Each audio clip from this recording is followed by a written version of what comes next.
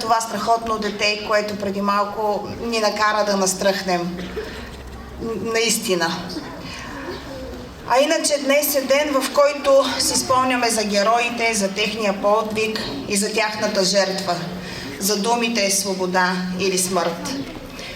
Но като че ли в днешния ден е нужно да си зададем важните въпроси за цената на свободата, за цената на компромиса, за цената, която всеки от нас ежедневно плаща, за да отстоява своето право на избор.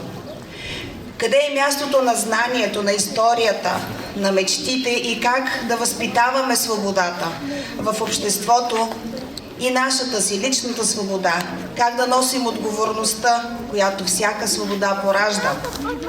Защото лесно е друг да вмисли вместо теб, да следваш чужд етичен компас и да очакваш добрия живот просто да се случи, просто да го приемаш за даденост.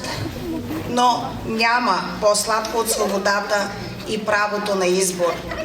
Тази свобода, за която хиляди са загинали при Шипка, и тази свобода, за която и до днес по света се водят войни. Нека да бъдем свободни, но и да бъдем отговорни към възможностите, които ни дава свободния свят. Да бъдем умни и да избираме доброто, защото свободата е за смелите. И да сведем глави пред героите. Поклон и респект към смелостта и саможертвата им.